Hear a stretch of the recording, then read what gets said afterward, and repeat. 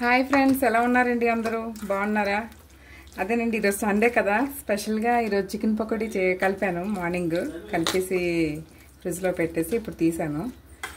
దీనిలో కలిపినప్పుడు ఇంగ్రీడియంట్స్ ఏటేట్ వేసానంటే కొంచెం కార్న్ఫ్లోర్, ఎగ్, సాల్ట్, పసుపు, కారం, చికెన్ మసాలా అండ్ లెమన్ మొత్తం అంతా కలిపి పక్కన పెట్టుకున్నాను. దగ్గర ఇది 1.5 hours అవుతుంది, 1.5 2 hours అవుతుంది ఫ్రిడ్జ్లో పెట్టి. ఇప్పుడే బయటికి తీసాను. బయటికి తీసి ఇప్పుడు ఆయిల్ స్టవ్ మీద పెట్టుకొని ఇప్పుడు ఈ చికెన్ పకోడీ అనేది కలిపింది ఒకటికోటి వేస్తున్నాను. ఏంటి ఫ్రెండ్స్, మీరందరూ ఈరోజు ఏమనుకున్నారు? సండే కదా, ఏమేమి వండుకున్నారో నాకు కామెంట్ రూపంలో పెట్టండి. ఓకేనా ఫ్రెండ్స్?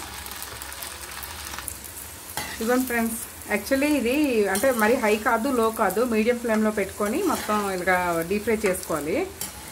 ఇదిగా మనకి లైట్ బ్రౌన్ మనకు తెలిసిపోతుంది. ఫ్రై అయ్యేసరికి మనం తీసి పక్కన పెట్టుకోవడమే. ఇంకేంటి ఫ్రెండ్స్ సంగతులు? ఇవ్వండి, ఇప్పుడు డీప్ ఫ్రై అయిపోయింది కదా.